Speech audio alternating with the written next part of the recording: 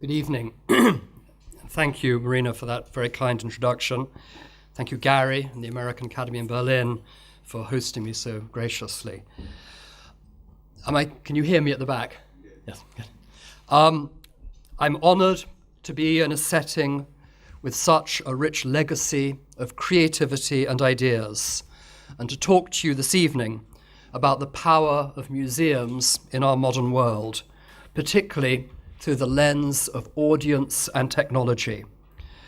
I'm going to start by giving you a brief sense of the ideas that were the founding principles of the Metropolitan and that still inform our strategies and priorities today.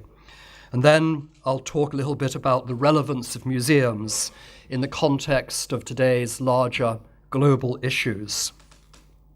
But let's start at the beginning. The story of the Met, this is Paris. The story of the Met is uniquely American, but it begins in Paris 150 years ago. In 1866, the year after the end of the American Civil War, a group of Americans came together in Paris for a 4th of July celebration. Reflecting on the impressive European collections established through centuries of royal patronage, they decided that America needed an art museum of its own, and the idea of the Metropolitan Museum was born. It would become a reality 4 years later, in 1870. At the time, what little exposure the average American had to a museum was usually in the form of a local hall of science, where there was an appetite for anything bizarre or grotesque, often including the bones of a woolly mammoth or a wax reenactment of a celebrated murder. For example, in the earliest years of the 19th century, American artist Charles Willson Peale's famous museum in Philadelphia showed thousands of natural curiosities, including 2 excavated mummies. When the Metropolitan was incorporated in 1870, it did not own a single work of art. It was an aspiration based on European models, but fueled by new democratic ideals that influenced much of the development of the United States in the late 19th century. In creating an encyclopedic museum, not a museum of American art or American culture, the founders were not only placing themselves within a European tradition, but also placing themselves firmly within a global context. In the wake of the Civil War, there was something unifying about this effort, a new institution for a new nation. And there was something uniquely modern and American about the fact that that aspiration was to be accessible to everyone, no matter what class or cultural tradition they came from. And we must remember that at that time, all Americans, excepting native Indians, came from somewhere else. Indeed, it was at this very moment that America was seeding its own national identity, tapping into immigrant nostalgia for a past that would be differentiated by American opportunity. These ambitions were also stimulated by the specific circumstances of the time. I should note that New York, at the moment of the Met's founding, was plagued by riots, overcrowded slums, and rampant political corruption. More than 8 million people arrived in the US from 1855 to 1890, all through New York City. In the midst of this chaos, boundless faith was placed in education as a cure for all these ills. These discussions took on an almost religious fervour, formulated around the belief that the cultivation of one's capacity to perceive beauty resulted in direct benefits to health, character, and community.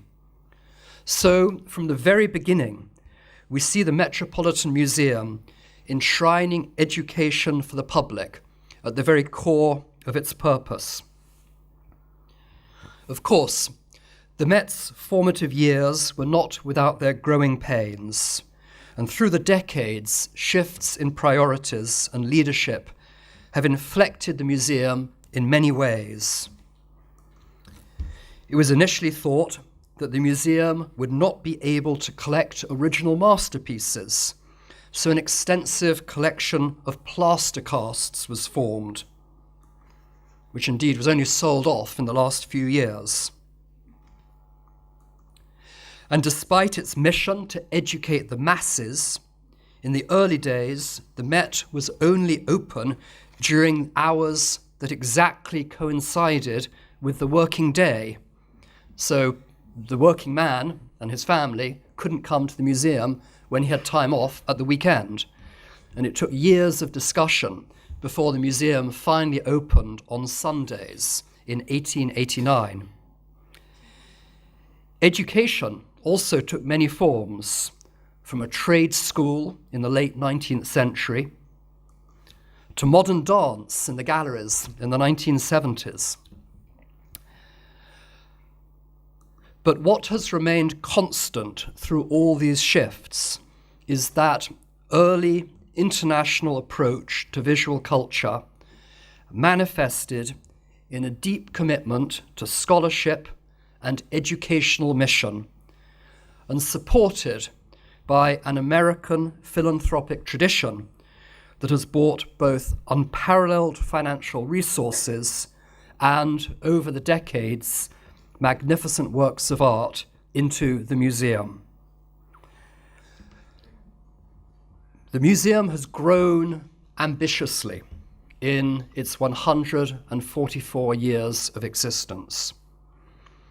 From here we see the museum built the first building in Central Park in 1895.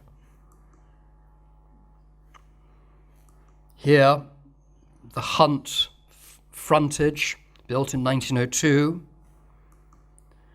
The McKim and Mead and White wings flanking Fifth Avenue of the 1920s.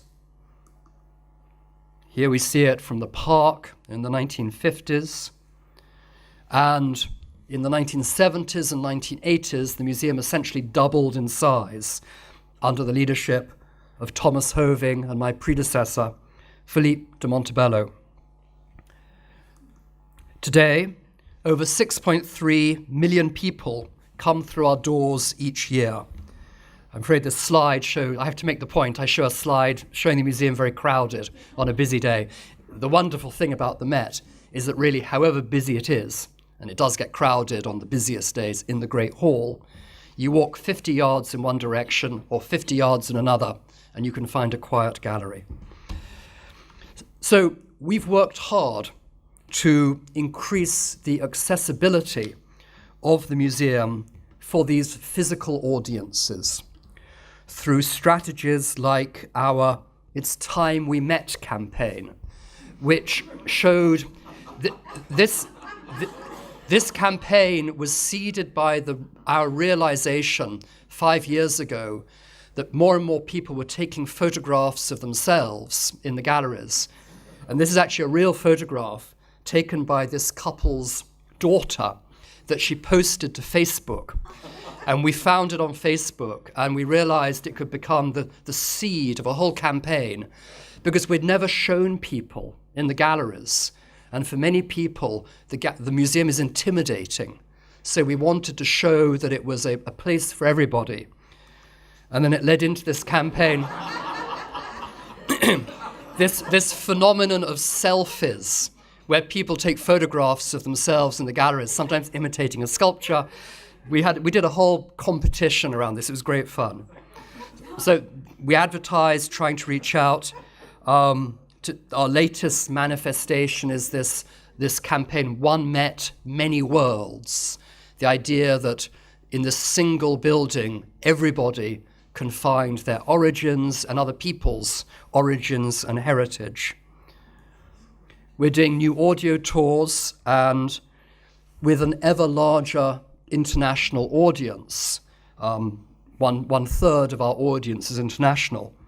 For that matter, most of New York is international. We are putting a lot of investment into translating guidebooks, maps, and other physical materials.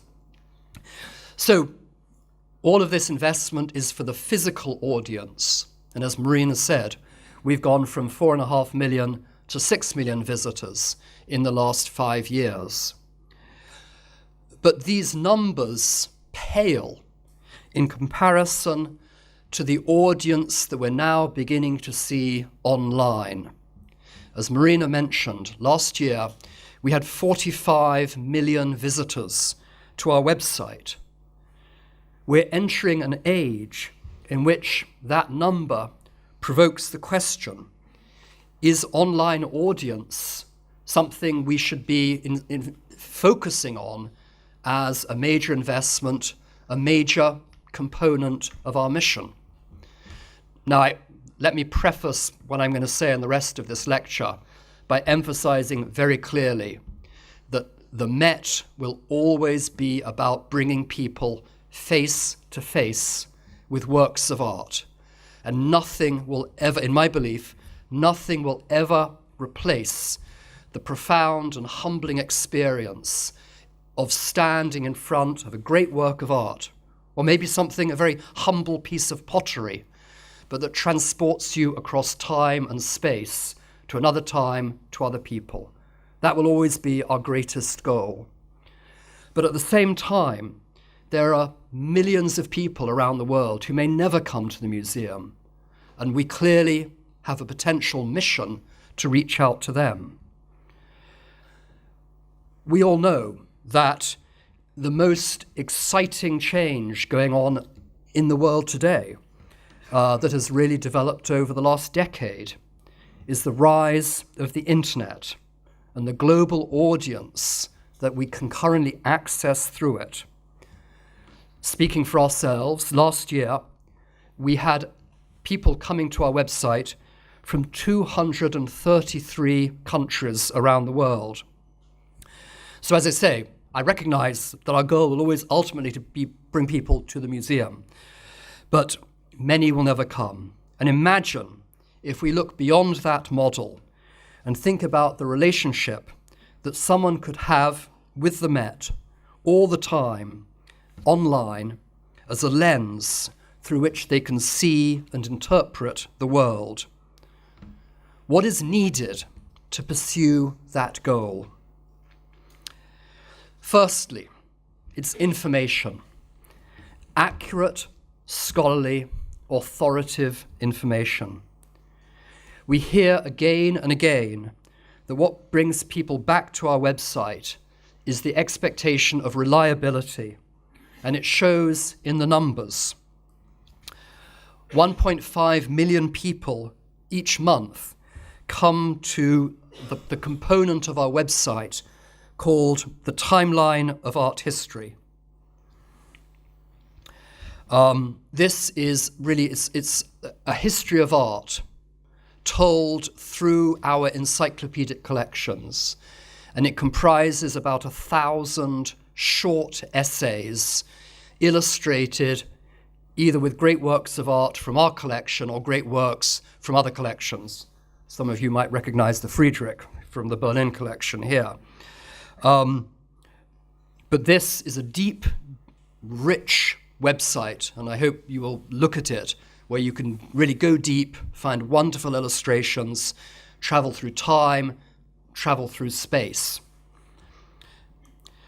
Likewise, every catalogued object in our collection is now in our collections database.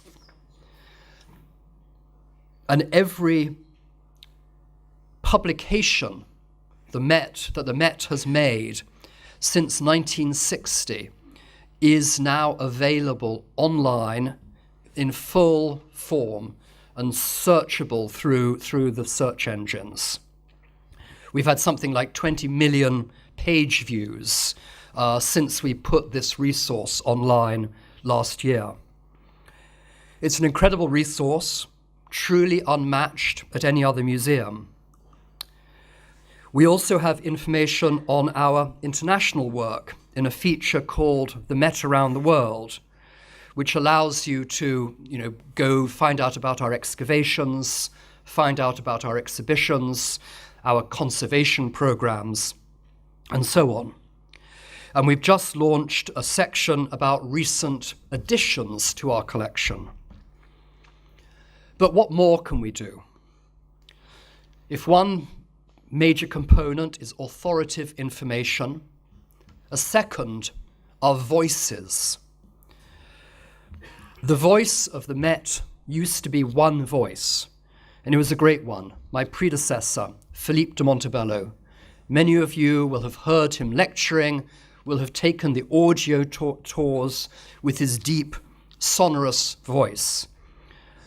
But my appointment coincided with a burgeoning interest in multiple audiences, in multiple voices, and a desire on our audience's part for more nuanced engagement.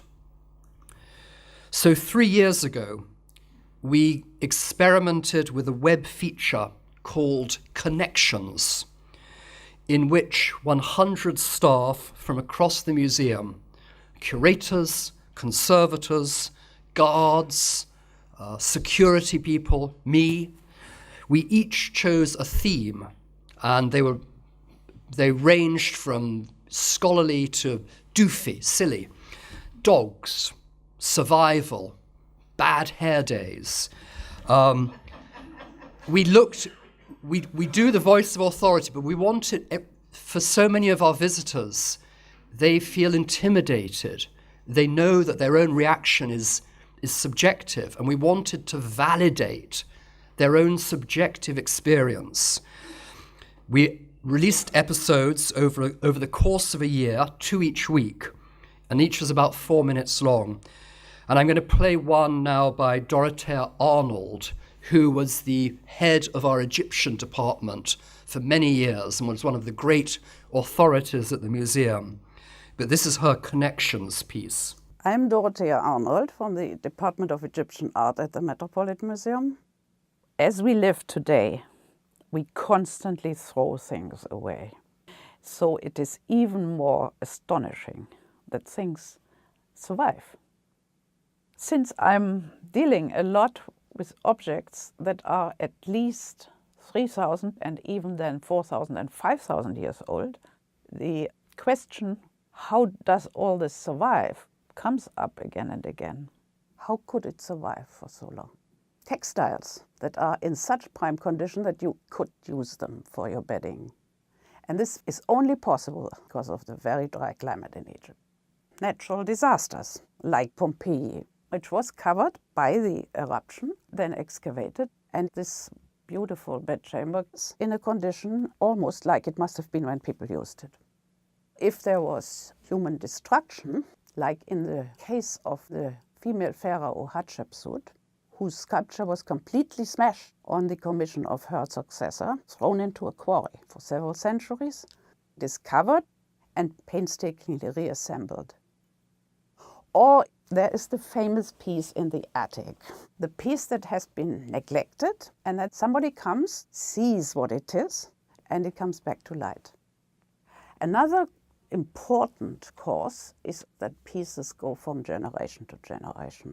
So, for instance, this famous painting by Rembrandt was originally commissioned by somebody from the Ruffo family in Messina in Sicily and went then from generation to the next generation to the next generation.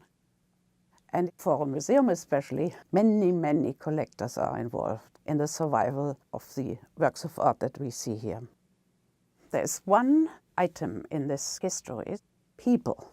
There must have been people who preserved bodies in ancient Egypt, wrapped them up, adorned them, put them into coffins. So this kind of pious treating was absolutely necessary But it's not only the physical pieces that survive, there's something important, and that is the survival of the images. Images have a tenacity that is quite astonishing. For centuries, the original three graces has been lost. What we have are copies from Roman times, and then when these sculptures were found in Renaissance Italy and around the Mediterranean, there was a new revival of appreciations by the use of that image.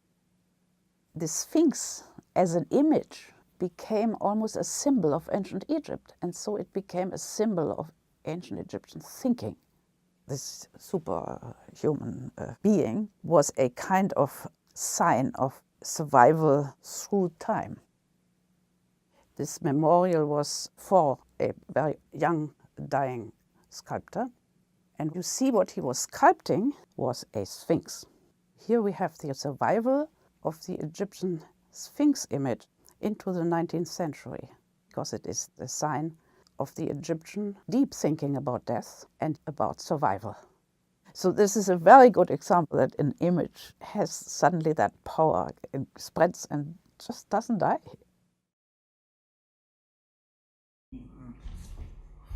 So this is just one example of a 100 of these mini episodes we did as this first experiment in trying to get the wonderful voices of our staff out on the internet.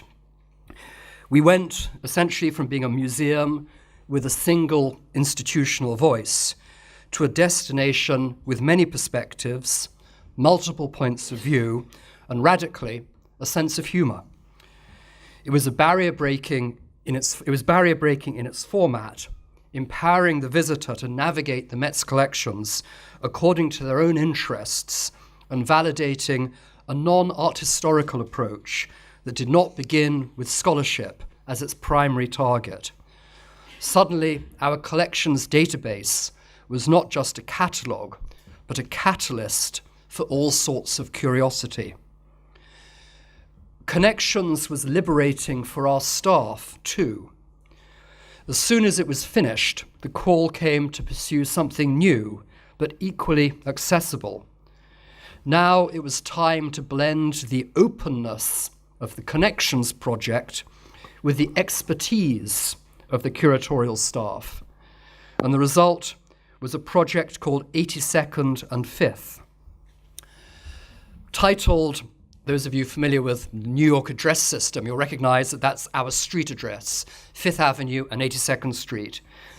This new feature asked each curator to select one work of art that changed the way he or she saw the world, and to talk about it for 2 minutes. The idea was one object, one curator, 2 minutes at a time. Although honestly, trying to get the curators just to talk for 2 minutes is a challenge. So there's a lot of editing. But the effect was equally powerful, if not more so. Here we demonstrated that we could deliver substantive commentary on a work of art in a rapid 2-minute segment that was easily accessible for a YouTube generation. We also challenged our photographers to develop unique approaches to capturing these objects so that we could tell their story in a way that was also visually alluring. And so the second short video I'm going to play you is the 82nd and 5th piece by one of our curators, an Indian curator in our Islamic department called Navina Haidar.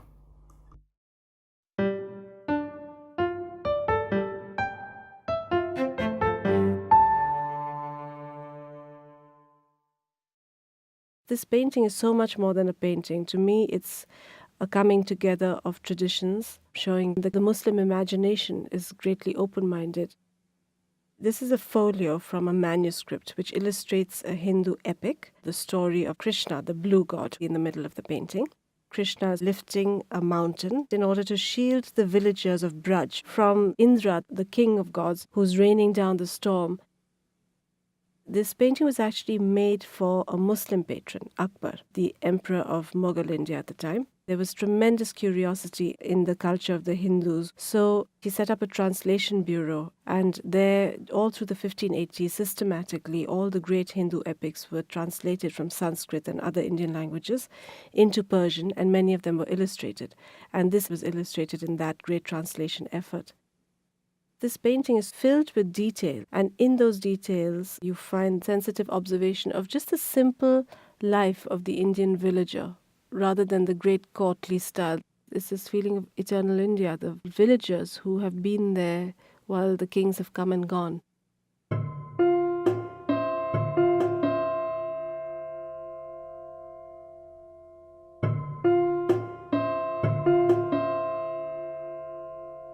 I mean, if you go to India today, you see almost the same faces, the same scenes. The little man who's fallen asleep with his turban over on one side, or the child who's looking at his mother, or the holy man who is so arresting with his long hair and his earrings and is looking in wonderment at his deity.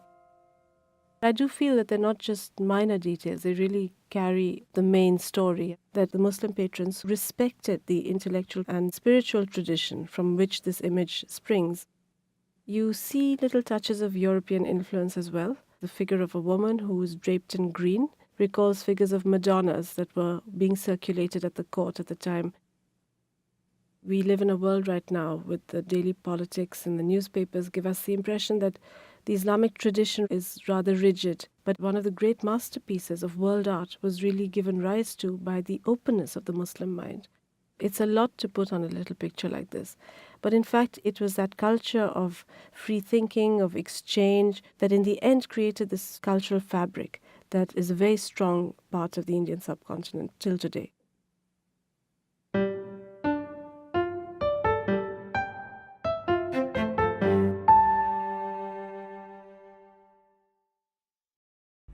I must emphasize, this doesn't replace traditional scholarship. We continue to be very committed to very thorough, in-depth scholarly exhibitions and scholarly publications. But at the same time, projects like this allow us to reach out to new audiences. This was a year-long project with 100 episodes, 2 a week. Like Connections, it will live on, as everything does on the internet. And the new paradigm these initiatives have established will infuse the way we think about the Met going forward. So what's next? Well, great content will, of course, continue to be developed. We've just launched a series, as I said, about recent acquisitions, which will be characterized by the same beautiful photography that you saw in these two short snippets. But I think the real threshold for us is now translations. As the Met asserts itself as a truly global museum, we must demonstrate that globalism in the way we connect with an international audience.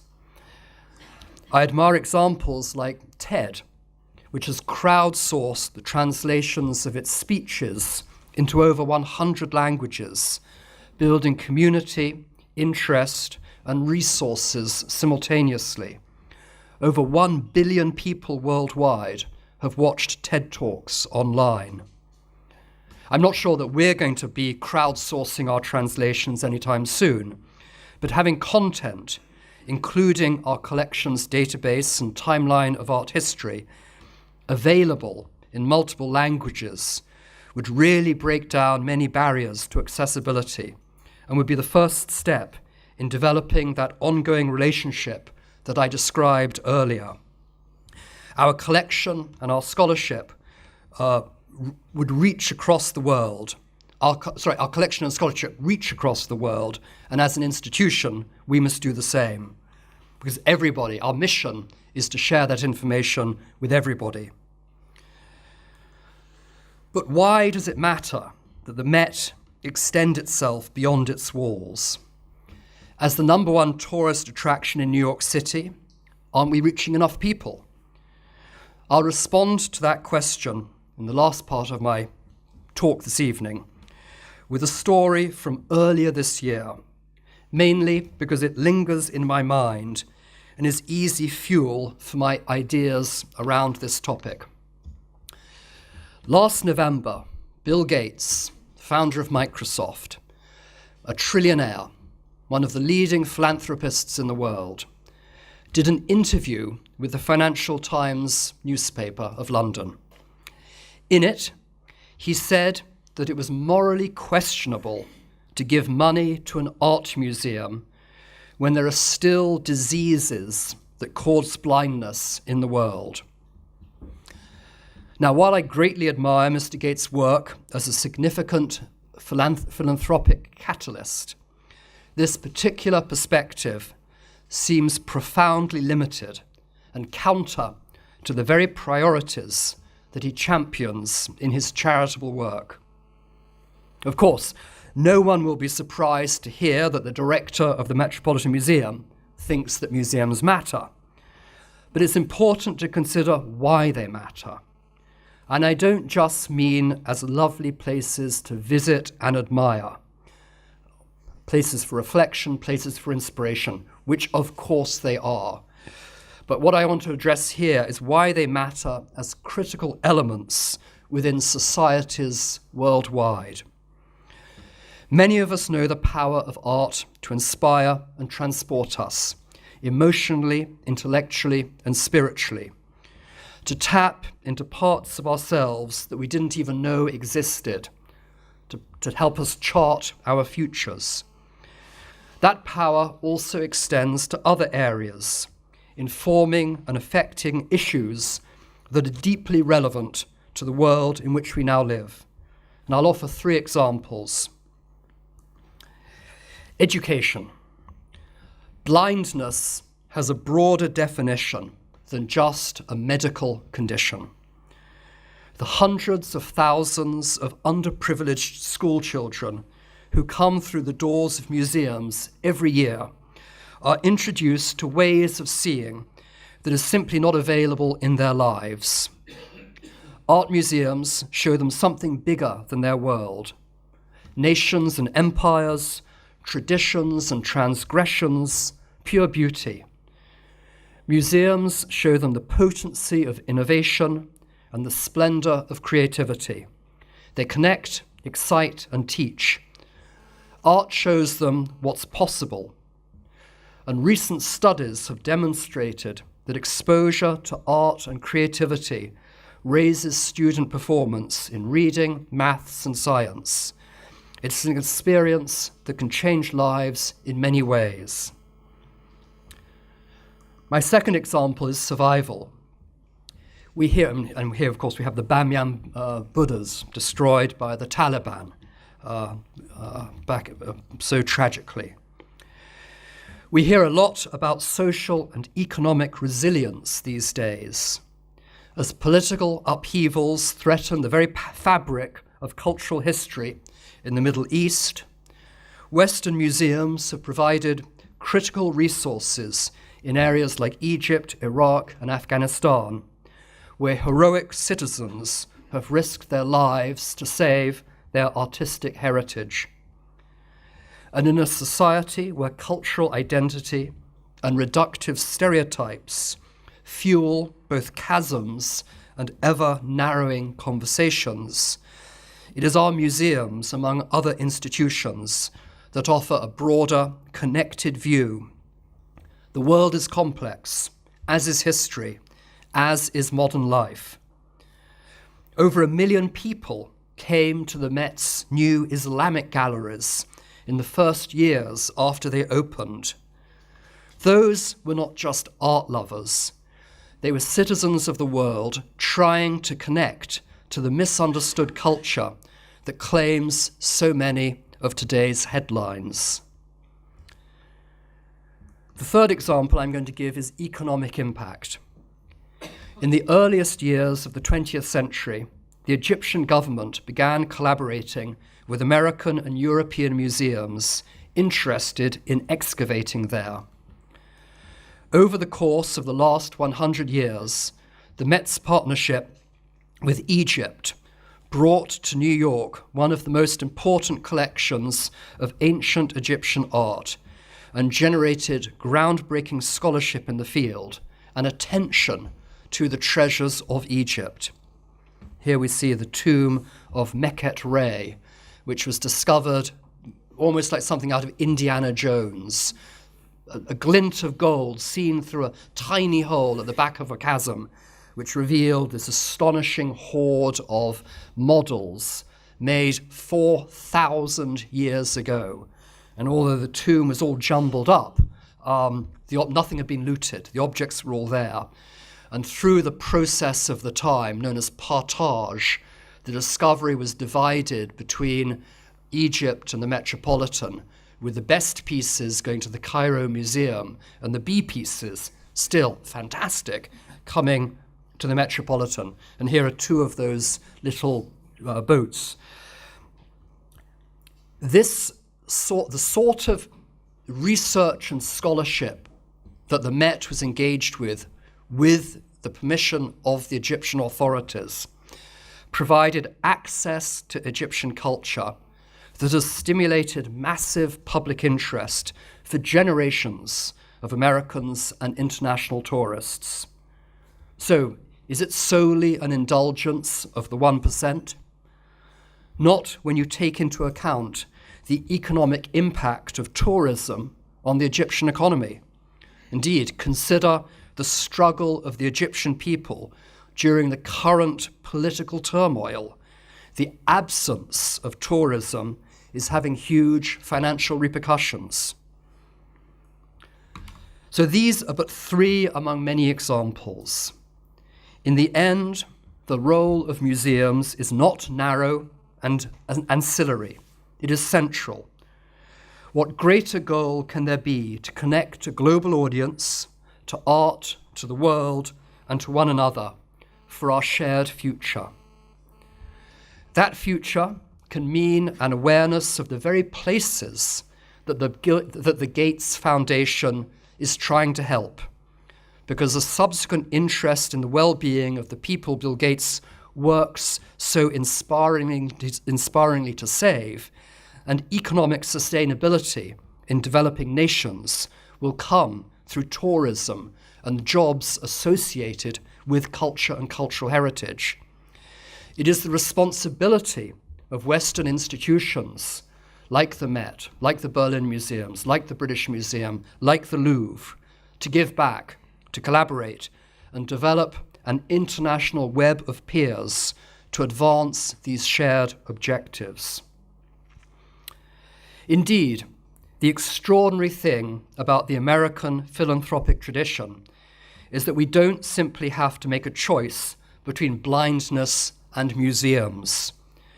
If the last 150 years have proved anything, it is that incredible things can be done simultaneously and with a sweeping commitment to every aspect of the world's needs. We need to think big. We need to think enormously, rather than polarizing those needs into unnecessary choices. Today, the Metropolitan Museum remains a global museum for a global city in a globalizing world. New York has always been a crossroads for the world's cultures, and we pride ourselves on the fact that no matter where you're from, you can find your history in our galleries. The Met's founding mandate to educate and inspire the public by presenting the greatest artistic achievements of humankind still anchors our thinking about what the museum should always aspire to be. Indeed, if the tale of the Met has a recurrent theme, it is that for over 140 years, those who have guided its growth have sought to make it something more than just a treasury of great art. Our success fosters an understanding of all art and culture, and in turn encourages a broader perspective on the world in which we now live. That is the power of museums. I cannot imagine a more prescient ambition in 19th century America, or a more important vision for our modern world? Thank you very much.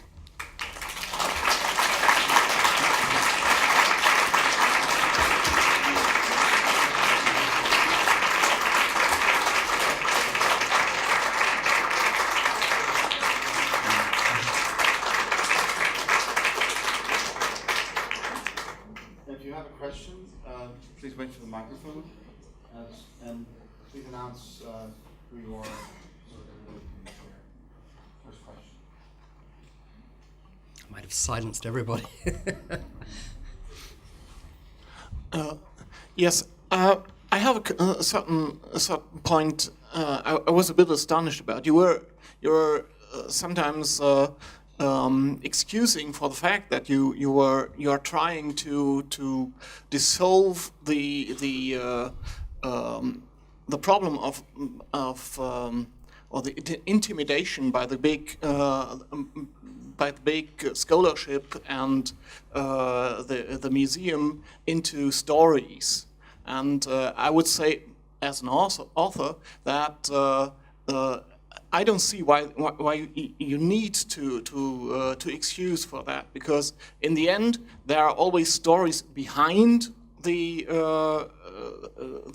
works of art, and as well in front of the works of art, because for someone who perceives an artwork has always has a story that develops with it, or it doesn't. So then maybe it's another work that's for him. Yeah. So I would ask you why I don't see any reason for that. Sorry if I'm. I think that this evening we're an educated audience. That I imagine everyone here goes to museums regularly and feels very comfortable in museums. But the truth is that there are many people for whom museums are intimidating places. What we see as the great Beaux-Arts facade on Fifth Avenue, for many people, is something that is intimidating. It's not for them. And what we're trying to do is, of course, we have a very loyal audience that we will continue and build on what we continue to do. But for the audiences out there who don't yet know about art, we want to try and reach them. Think about that moment when you first encountered a great work of art that moved you. I want to try and bring that experience to the countless millions of people who haven't ever had that experience. So I think we're experimenting with ways to try and reach new audiences. It's simply that. And with social media being such a phenomenon, that's clearly one way of doing it.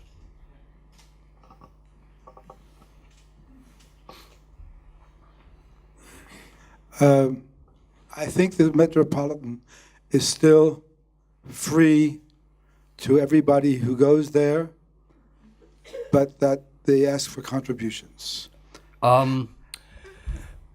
Effectively, yes. That's important because in Berlin, most of the museums cost money, and that keeps a lot of people out of the museums. Yes, that's our system is that you have to make a contribution. It can be as little as a penny, but you have to make a contribution. And we're trying to. I became director at the time of the financial crisis, and there were many voices at that time saying you should go to a compulsory charge. That would solve your problems. And I felt very strongly, as did the board of the museum, that if we went to a compulsory charge, that would exclude a large audience that we're trying to reach. So for the time being, we continue that charge.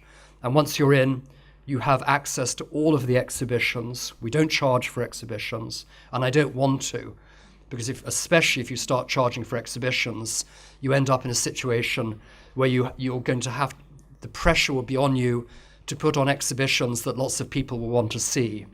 And the truth is that the exhibitions that lots of people want to see are Monet, Picasso, Goya, Leonardo, Michelangelo. And wonderful as those artists are, there's a lot of other artists who we need to bring to the eyes of the world. So we aim to maintain that that system as long as possible.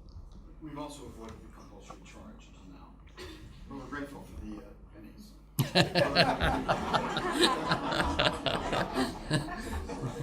I think there's a question. Sorry.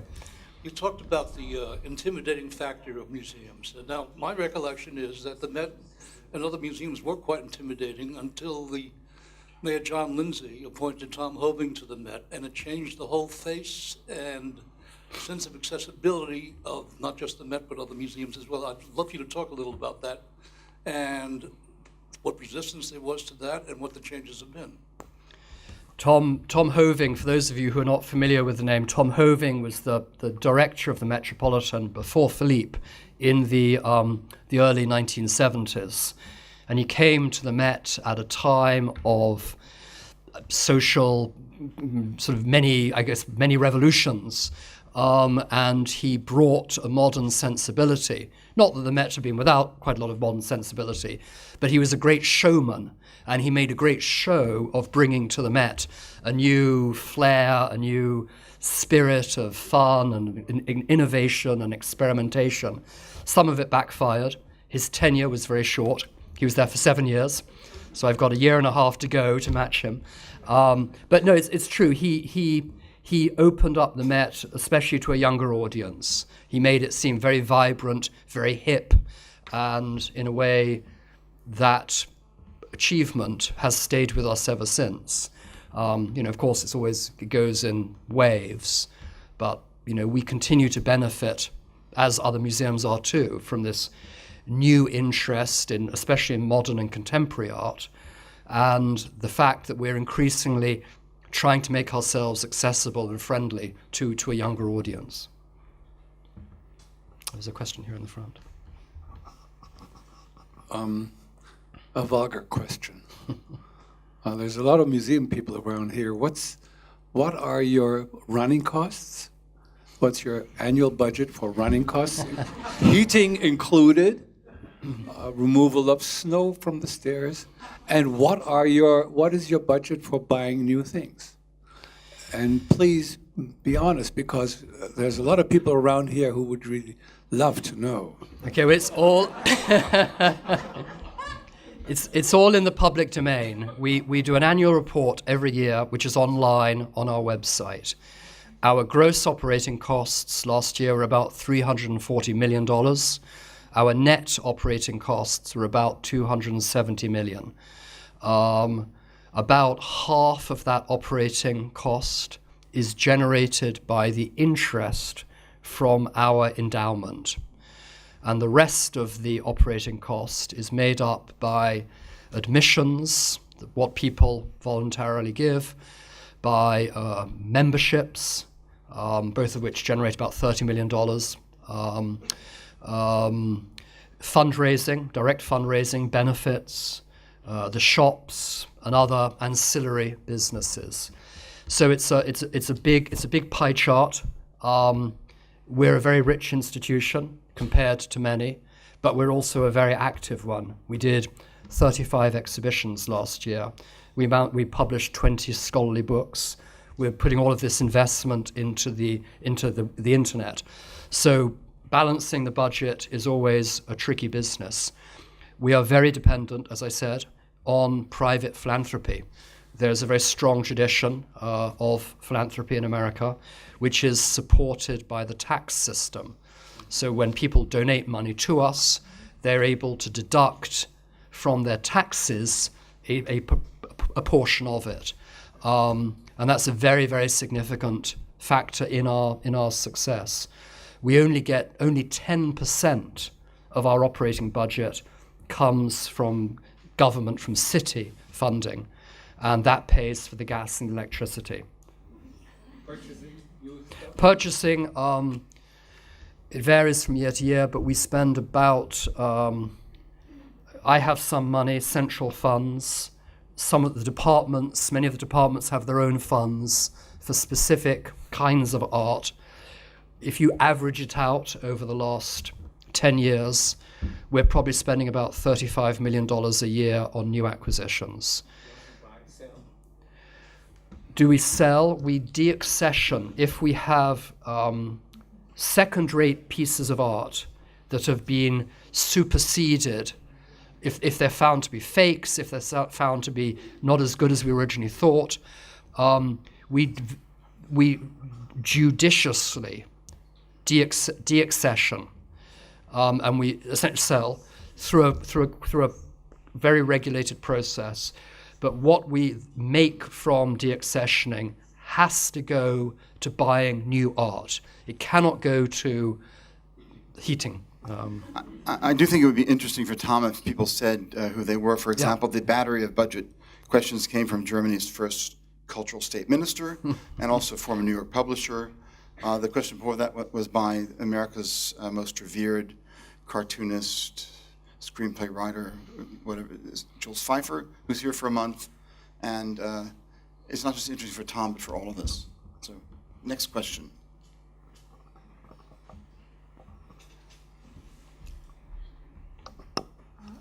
Hello, Tom. I'm Janet Nyquist. I'm a playwright, and I'm from New York, so there are two playwrights here at the Institute. I wanted to support the necessity for not charging at the museum and what it's serving right now in New York and in surrounding areas. The budget for arts in the schools have been drastically cut. Yeah. Most school children, unless they are in a private school, are not being exposed to art. And this is now their only means of being exposed. So thank you. Yeah, thank you. Thank you.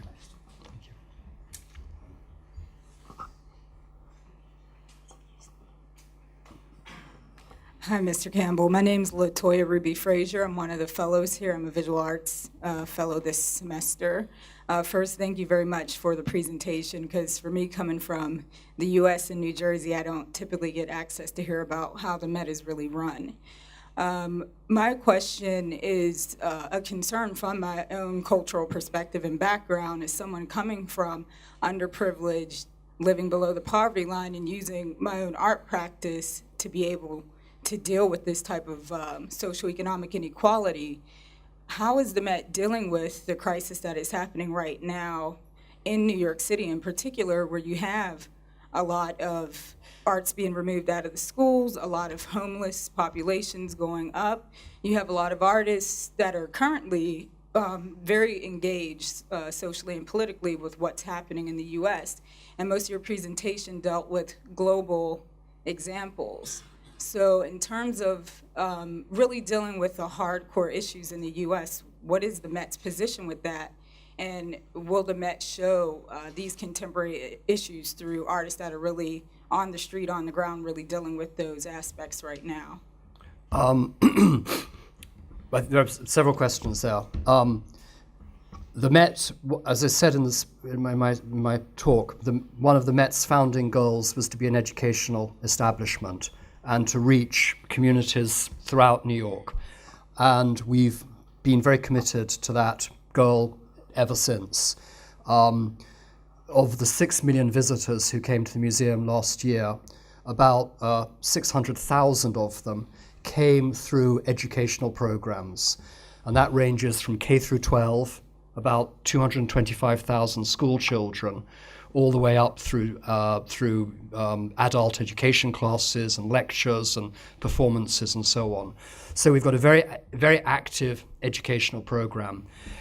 It's been very clear over the last 5 years that funding for arts education has been cut away.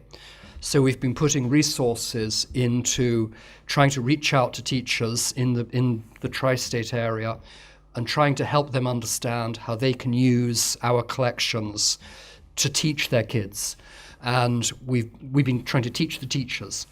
We've had some very effective programs. One of the challenges is that even when a teacher wants to bring children to the museum, very often they don't have the financial resources to get the buses. So we also have to work with the principals and persuade the principals that this is a necessary investment. All of the current research, as I mentioned, shows that if kids are exposed to art and culture, they do better in the other disciplines. So this is new research that we need to use to help make our case and to help fundraise to make sure we're getting out there. Another part of this is community engagement. The museum has gone through waves of efforts to reach out to communities, underprivileged communities, especially African American and Latino in New York. Back in the financial crisis, we had to pull back. We had to make some choices. And at that moment, we decided to concentrate our resources on teaching at the museum.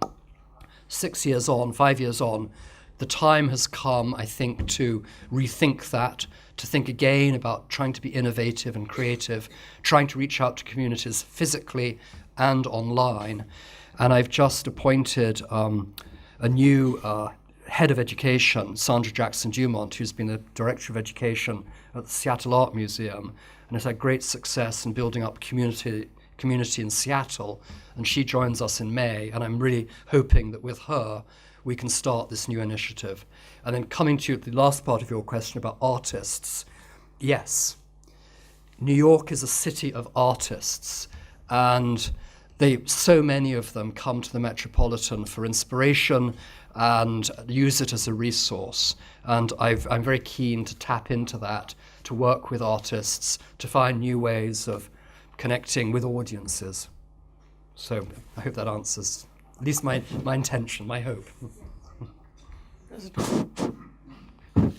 This is not a question, it is just a small episode, because I remember, and it must have been in the 60s, it was a show at the Met sponsored by Olivetti, and this was the first new technique where you could take frescoes off from the original buildings, and that drew a lot of young people, and it was so beautifully explained by also young cicerones, so that I'll never forget it. At that time already, the young people flocked to the museum.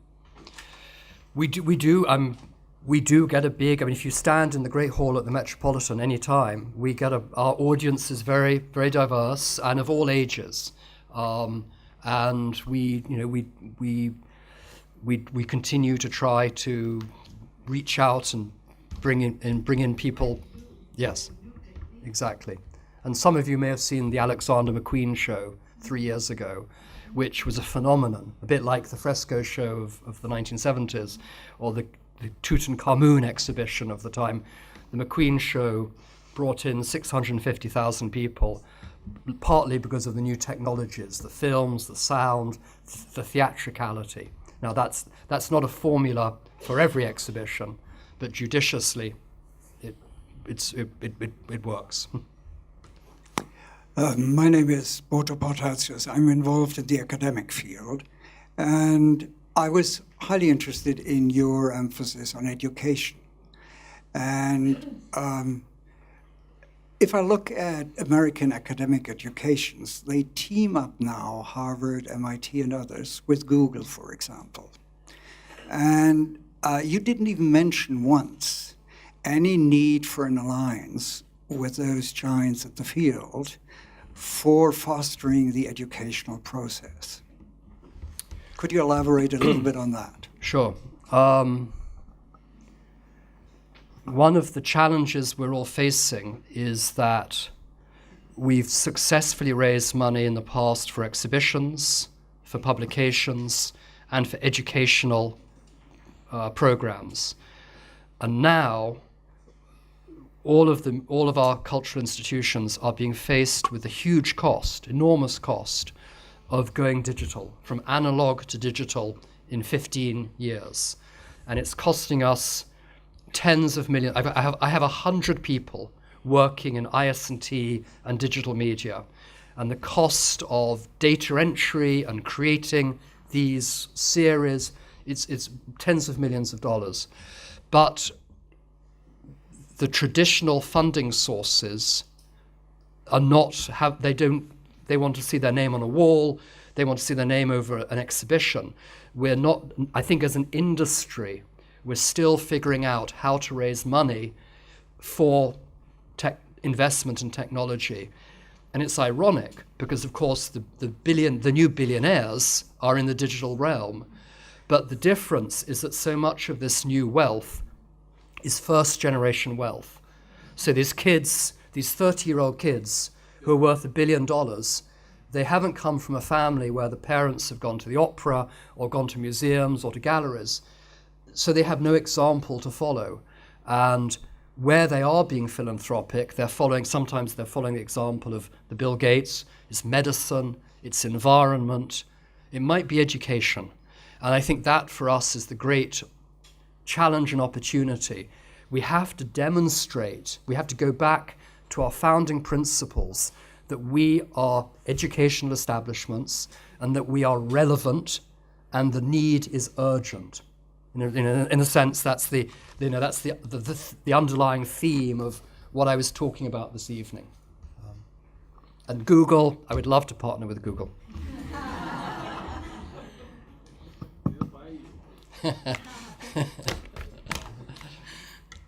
Good evening. My name is Bendetta Roux. You already alluded to the fact that the Metropolitan is also showing more contemporary exhibitions, and that was basically my question. How are you sort of moving forward? The Metropolitan used to be the museum for the old masters and the antiquities, and then there was MoMA and there was the Guggenheim. But nowadays the Met is getting more and more known for contemporary art. And we were at the Armory in New York a couple of weeks ago, and the MoMA had a Gauguin exhibition, and everybody was talking about the fact that it was hung like the Metropolitan hangs its exhibitions. So there is sort of a crossover almost. And I was just wondering if you have some sort of silent agreement about with the other museums, or how do you divide that territory? When the Met was founded, some of its founders were contemporary artists, like Frederick Church. Of course, he's now an old master. The Met's engagement with modern and contemporary fell away in the 1910s and the 1920s because of at the time the trustees found modernism, cubism, fauvism, and so on too difficult. And that, of course, is what led to the creation of MoMA and of the Whitney at the time. The truth is, though, that the Met has been re-engaging with modern art since the 1950s. For example, we bought Jackson Pollock's Autumn Rhythm in 1956, really, really early on. And since the mid-1960s, we've been actively collecting again. My predecessor was less interested in modern art. In fact, he never missed an opportunity to say that he wasn't really sure about most modern art. Although, in fairness to him, he did support an extensive modern program. But at the same time, he was messaging that he wasn't so sure.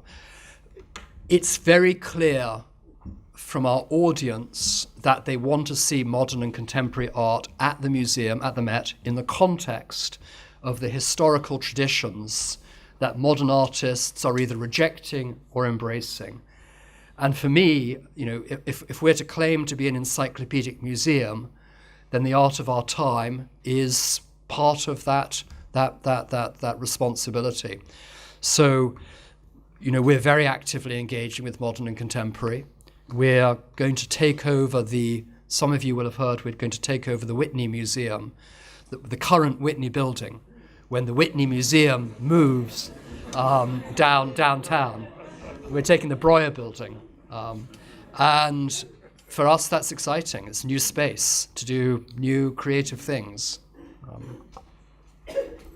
And as for MoMA, their collections are incomparable, so they don't need to worry about us. There's plenty for all of us to do. Hello, my name is Lisa Zeitz from the art magazine Weltkunst. I also have a question about the budget. I'm a great fan of the museum, but I'm also a great fan of the website, and I'm probably one of the 45 million, or a few of the 45 million visitors. How much do you allow for the budget for the maintenance of the website?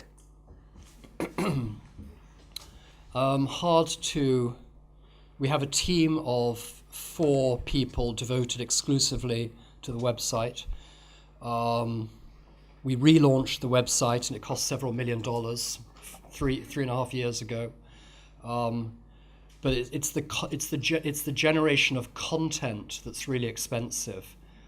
For example, we have 17 curatorial departments, and every department at the moment has someone who is cataloguing the collections online. In some departments, it's 2 people. So there's across the museum, we have probably 30 people who are generating content that gets onto the website in one way or another. So it's a huge investment. We've wired all of the galleries so that people can access information from the website on their smartphones. That costs $3 million.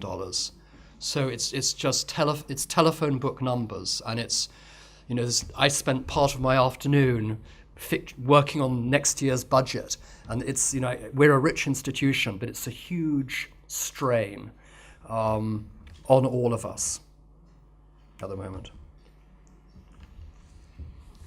There are many more questions, but I think they're best answered over drinks at our section. Informally, thank you very much for coming here for a number of days, for all the meetings, for revisiting Berlin. Thank all of you. Thank you, Marina, for bringing not only Tom but his audience and so many important people to the American Academy. Thank you, and see you next year. Thank you.